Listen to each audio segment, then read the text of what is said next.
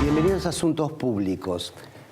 Da toda la sensación de que ha comenzado otra etapa política en la Argentina, otra política y otra época de políticas. Y dentro de estas últimas, el Estado, el rol del Estado, la reforma del Estado, es una de las asignaturas que el actual gobierno ha planteado como un objetivo de su gestión.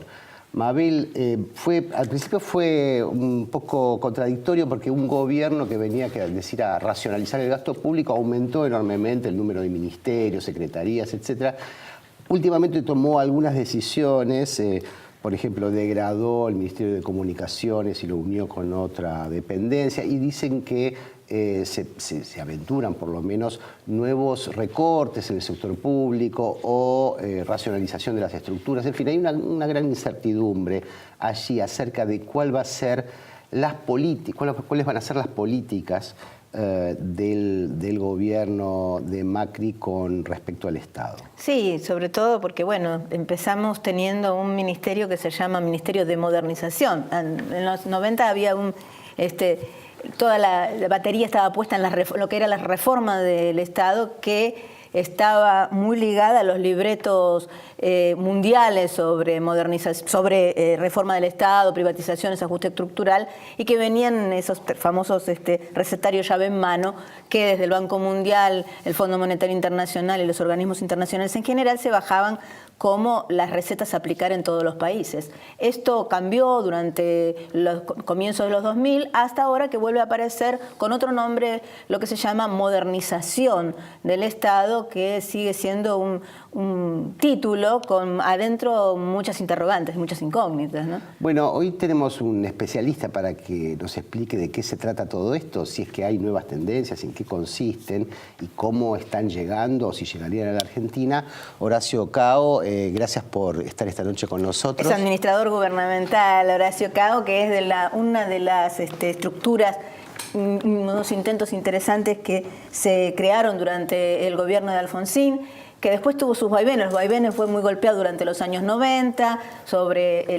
Es una idea interesante de formar administradores con capacidad específica para trabajar en el Estado, pensar el Estado, planificar y actuar, que lamentablemente tuvo unos vaivenes que por suerte hay algunas estructuras todavía de ese esquema sobrevivientes y que tienen muchos aportes, como en el caso de Horacio, que además es el subdirector del CIEP, que es el Centro de Investigaciones de Administración Pública de la Facultad de Ciencias Económicas de la UBA. Por eso y un conocedor muy exhaustivo del Estado provincial, los estados provinciales. Bueno, así que vamos. Bueno, muchas gracias, Che. Me abochorno, por favor. No.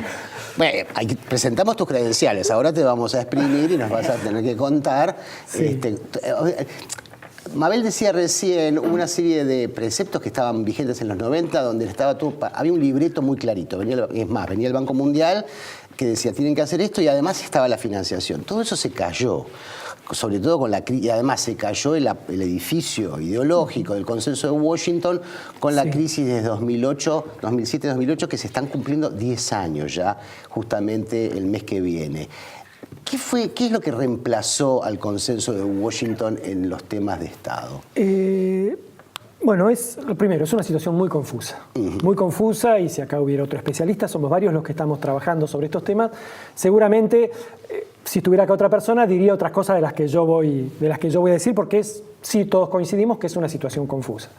Si uno lee los textos, por ejemplo, del FMI que recomiendan para las situaciones críticas en Grecia o las situaciones críticas que se dan en algunos países de África, seguimos en los 90. No ha cambiado nada. Siguen manteniendo la misma situación. Inclusive el Banco Mundial, que en la era de Stiglitz amagó a tener una posición más matizada, también el anuario creo que es del 2014, que establece una serie de recomendaciones para casos de crisis. Uno lo lee y la verdad que hay poco lo que ha cambiado con respecto a esta idea del mercado como gran asignador, el Estado como gran problema a minimizar, digamos, a superar, y la idea de un Estado nacional casi en proceso de extinción hacia lo local o hacia las grandes estructuras que regulen el comercio, etcétera. Pero es cierto, primero en América Latina hubo, después desde Chávez en adelante, hubo gente, fue una cosa muy, muy peculiar porque los estados empezaron a hacer cosas que no estaban en el recetario. Y no había un texto que decían seguimos este texto, pero hacían cosas absolutamente diferentes de lo que se decía en los 90, y uno en los 90 podía criticar, pero nadie podía construir algo al costado. Puede decir, mira, ojo que si pasa esto puede pasar esto otro, pero nadie logró armar alguna síntesis potente, digamos, para qué hacer en el Estado. Y en América Latina, como te digo, los Chávez y después Lula y después en Argentina y en Ecuador y en Bolivia, se empezaron a hacer cosas que no estaban en el recetario. ¿Cómo que, Horacio?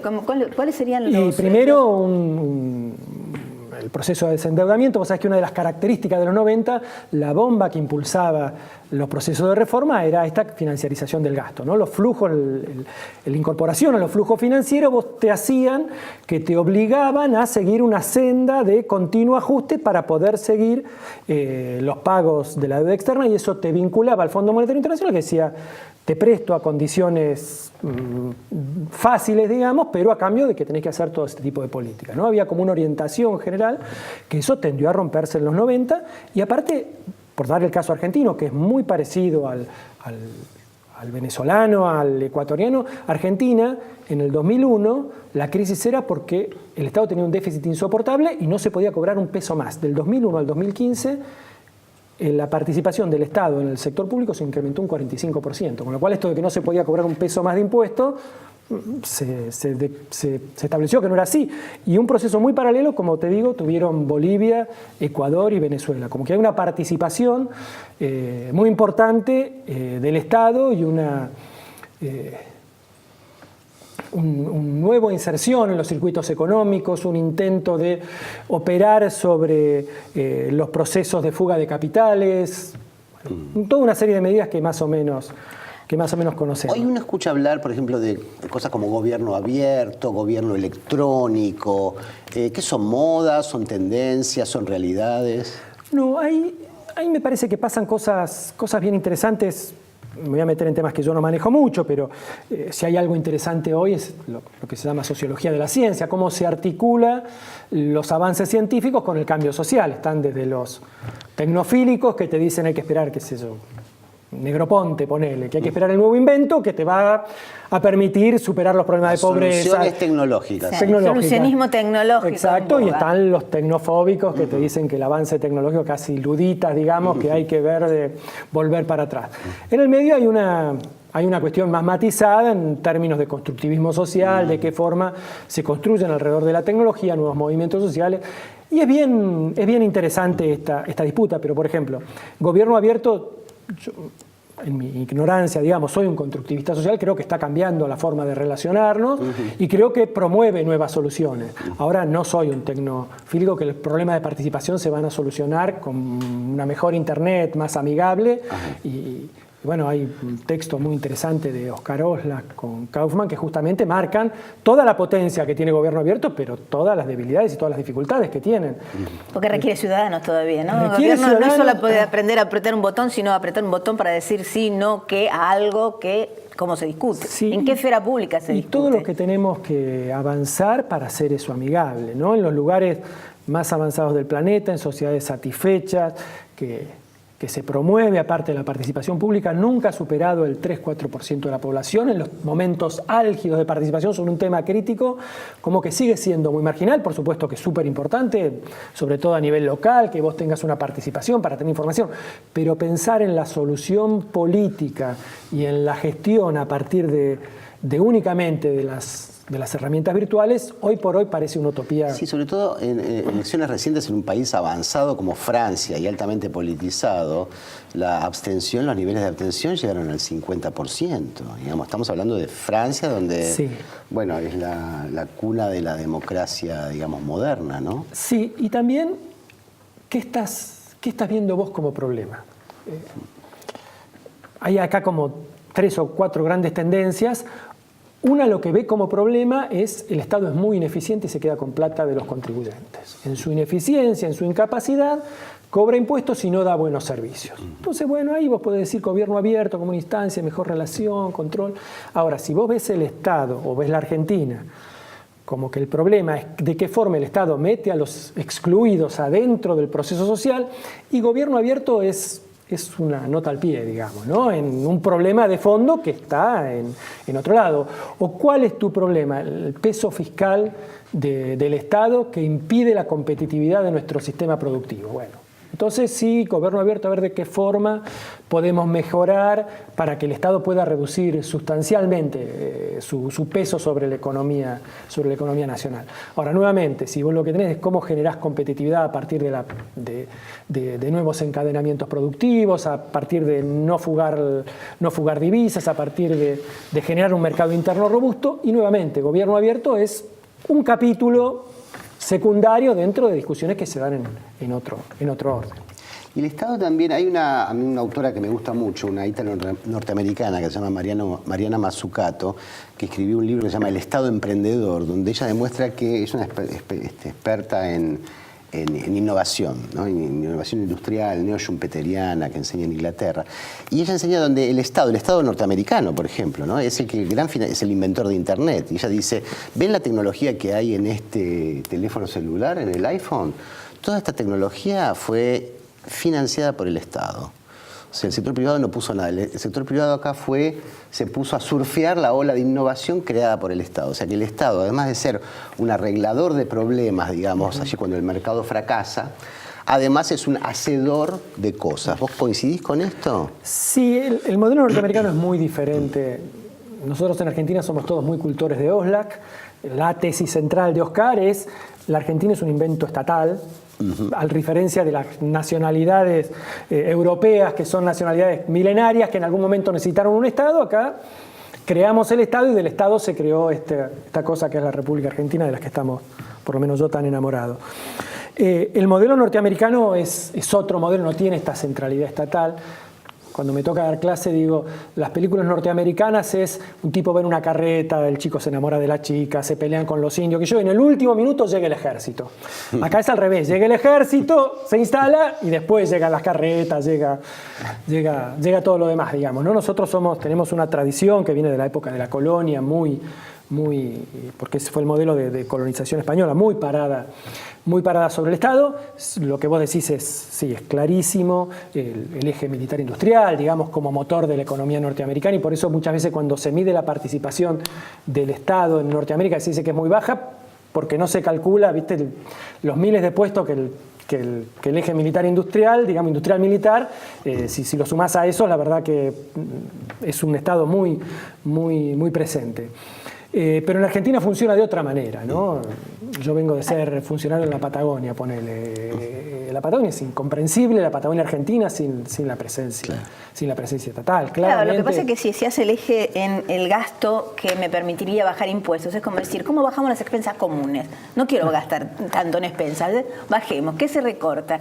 Y lo importante o no lo importante, y cómo se plantean prioridades, definiciones, estructuras, transformaciones, es todo un tema de discusión y tiene que ver con un componente de cómo se mira, con qué valores se mira la sociedad, y que se supone quiénes tienen que jugar un papel activo y de qué forma jugar ese papel activo, ¿no? Es decir, porque por un lado están funciones clásicas del Estado, qué tiene que hacer y qué no tiene que hacer, y por el otro lado, cómo lo hace cuando definimos un rumbo, qué se hace y qué no.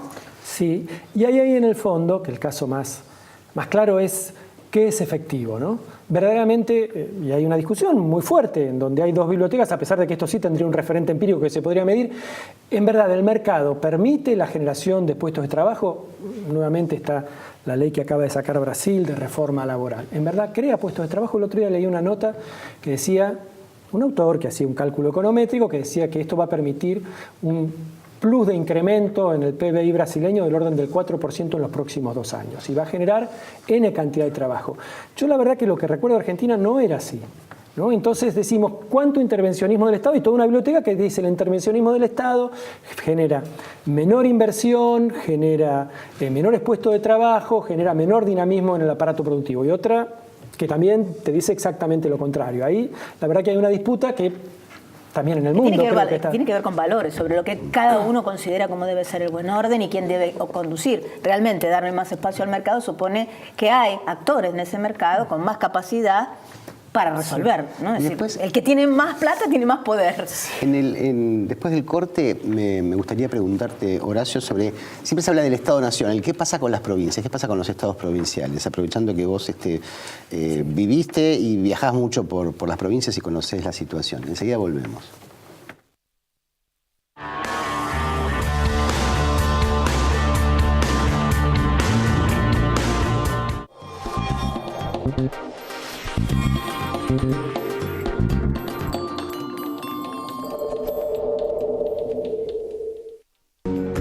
Invertimos en la mejor tecnología para conectar a los argentinos.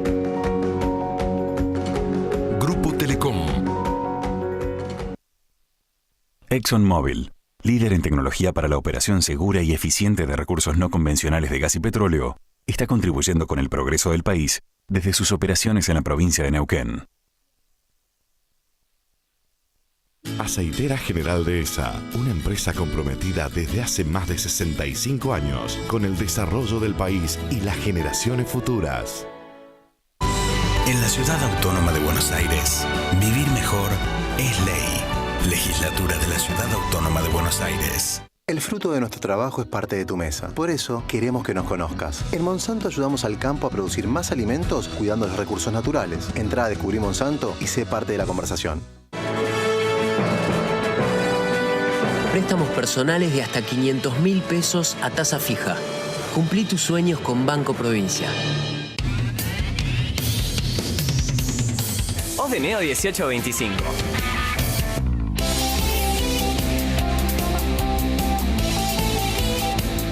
Estamos. ¿Pensaste alguna vez en todo lo que te da la tierra? Profértil. Vida para nuestra tierra. En Zurich, te ayudamos a proteger lo que es importante para vos.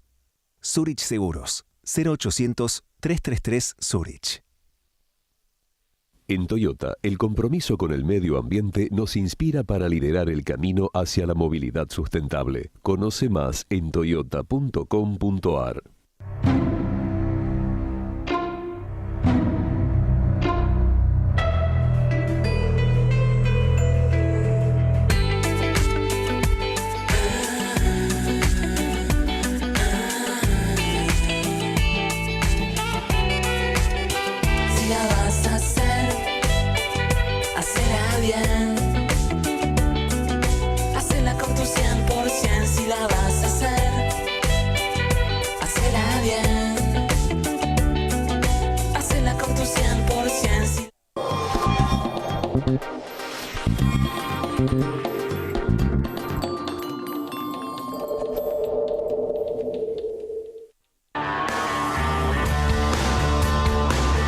Seguimos en asuntos públicos y haciendo foco en el Estado, nada menos, que es un centro de debate siempre acerca de su tamaño, del gasto. Sus funciones, qué tiene que hacer y qué no. Y la pregunta que había quedado para nuestro invitado Horacio Cao es, Horacio, los estados provinciales, siempre se habla mucho del Estado nacional, la mayoría de los impuestos son nacionales, pero ¿qué pasa en los estados provinciales? ¿Cómo podrías describirlos brevemente? Mirá, primero que ha sido mi lucha durante todo este tiempo, desde hace 20 años me dedico a este tema, hay un desenfoque para mí incomprensible entre cada vez que uno se pone a pensar, el Estado habla del Estado nacional. Los estados provinciales tienen 2/3 partes, o sea, el 66% del empleo es Estado provincial y más o menos el 50% del gasto, con un par de salvedades que si vos lo haces neto de endeudamiento y neto de los gastos del sistema previsional, es casi el 70% del gasto. No porque no sea importante el endeudamiento del sistema previsional, pero en términos organizacionales son dos espacios muy menores. Si vos te pones a pensar cuáles son los grandes espacios organizacionales que le han quedado al Estado Nacional después de los procesos de reforma, son salud, educación, policía y justicia. Y en eso 70% de las causas, por ejemplo, la maneja la justicia provincial. La Policía Federal es muy chiquitita al lado de las policías. Te doy un dato, así, de los teatrales que suelo dar. La policía bonaerense tiene más efectivos que el ejército argentino. Digo, para que te des una idea de la complejidad que es manejar la policía. Sin embargo, cuando en cualquier mesa te pones a hablar, vos enseguida te pones a pensar en un burócrata de traje y corbata a 10 cuadras a la redonda de la Plaza de Mayo. Bueno, el grueso del empleo, el grueso de la problemática como aparato de Estado claramente está en las provincias, con un Estado muy peculiar, que es el Estado bonaerense, que en términos de Estado tiene más o menos el tamaño del Estado nacional y una complejidad, bueno, nada, de todo tipo, ¿no? Desde que el conurbano bonaerense, más o menos después de la Constitución del 94, el que elija el presidente, y todos los vericuetos políticos, administrativos y organizacionales que te quieras explicar, que lo hacen, la verdad que es fascinante. Pero en muchas provincias también el Estado es el mayor empleador, ¿es correcto esto? Correcto. Mi tesis de doctorado justamente trabajó sobre ese tema. Yo digo que cuando vos te metés con las provincias, acá hay 3 tipos de provincias. En el centro, en donde es lo que estamos acostumbrados a trabajar, Capital, Buenos Aires, Córdoba y Santa Fe, la Patagonia, en donde todavía están las trazas de la ocupación, es una ocupación benefactora, digamos, no es que está lleno de fuerzas de seguridad y de defensa, pero sí claramente funciona alrededor de un Estado que coloniza. El peso del Estado en términos de empleo, en términos de funcionamiento de la demanda agregada son enormes, y después el Estado en la periferia, que tiene un manejo muy peculiar, muy particular, también muy importante en términos de la demanda agregada, pero sobre todo muy importante en términos del pacto político que se genera alrededor de la dominación en cada una de las provincias. Una pregunta que me quedaba pendiente. ¿Se puede modernizar una estructura en la que no se cree? ¿Se puede cambiar el funcionamiento de algo que nos parece que en realidad no debería estar? ¿O qué capacidades hacen falta para poder abordar procesos de adecuación, de transformación, de cambios que vayan en algún sentido, ¿no? Sí, era una paradoja muy fuerte que se dio en los 90, digamos. Yo recuerdo en algún momento vino Fukuyama, el famoso autor del tesis del fin de la historia, vino Fukuyama al INAP y justamente hablaba del Estado débil. Y mucha gente le preguntaba, pero vos decís que hacer muchas cosas en el Estado, estás diciendo hizo la enumeración de todos los problemas que tenía el Estado, ¿cómo hacemos para cambiarlo? Y él trató de desarrollar una idea de que el Estado tiene que, a mí me hizo acordar a Bátimos ¿se acuerdan del pensamiento débil? Era tratar de el Estado retirarse de todos lados, irse retirando ordenadamente para que la sociedad civil y el mercado sean los que lo ocupen. En general es muy difícil y se dan situaciones de mucha tensión en la Argentina, que tiene en buena parte de sus estamentos una visión muy estadocéntrica. Yo viví en Colombia, por ejemplo. Y vos en Colombia, cuando hay un problema, pensás en cualquiera menos en el Estado. En cambio acá, cualquier problema que hay, enseguida te pone una cámara y decís que venga el Estado y que lo resuelva, inclusive para decir que anda mal, ¿no? Es muy difícil acá en el Estado lo que vos decís cuando hay una visión muy desalentadora sobre el Estado, muy que el Estado es el promotor de todas las desgracias, poder reformarlo. Sin embargo, las encuestas recientes, la gente está a favor de una mayor estatalidad, digamos. En las empresas públicas hay una visión positiva que es bastante distinta a la que existía en los 80 y los 90, ¿no? ¿Por qué es esto? Y yo me imagino que, primero, el Estado ha resuelto varios problemas y ha resuelto bien, digamos. Vamos a citar 2 ejemplos emblemáticos, el tema de derechos humanos, por ejemplo, ¿no? La verdad que lo que ha hecho, me ha tocado representar a la Argentina en muchos lados, y la verdad que en todo lado donde llego, la verdad que es un orgullo decir que venís del Estado argentino, que ha resuelto de forma tan virtuosa el tema de derechos humanos, con juzgamiento, con procesos absolutamente transparentes. El tema, por ejemplo, de los jubilados. Argentina tiene una tasa de jubilación que es orgullo también en toda América Latina. Y hoy no hay consenso para las privatizaciones, por ejemplo. Da la sensación, uno no lo ve así. Pero en general en el mundo también ha pasado. Creo también, ¿no? eso también te iba a decir. Yo leí mucho lo que era la posición de Giddens, lo que era la socialdemocracia y la tercera ola. Durante buena parte de los 90 y el principio del primer milenio, del tercer milenio, la socialdemocracia era muy privatista. Y desde el 2008 en adelante ha cambiado. Uno ahora empieza a ver que desde otras tradiciones culturales hasta hay un regreso hacia una visión del Estado, y también los estados, los países exitosos de las últimas décadas, India, China, no son países que han privatizado. Al contrario, son estados, más allá de que son modelos que no tienen nada que ver con nosotros, ¿no? Pero son muy estadocéntricos. En definitiva, para producir cambios de transformación sustantiva en un sentido progresista, positivo, hay que conocer muchísimo de lo que se trata el Estado, sus lógicas, su funcionamiento, y tener ganas y mucha pasión por meterse en esa masa y saber que hay que trabajar allí, ¿no? Sí, y nosotros en ese sentido, pues que se han hecho encuestas, creo que fue CIPEC, con lo cual es imposible de catalogar de estadocéntrica, digamos, que por ejemplo hay más profesionales en el Estado que en el sector privado. Una investigación de Góngora, con todo lo que le falta al Estado, le falta un montón y tiene un montón de problemas. Son más transparentes los ascensos en el Estado que en la gran empresa privada. No en la PYME, obviamente, porque todos sabemos que son empresas familiares. Pero Góngora comparó la gran empresa transnacional, cómo se daban los ascensos y cómo se daban los ascensos en el Estado. Y en el Estado había una cultura de...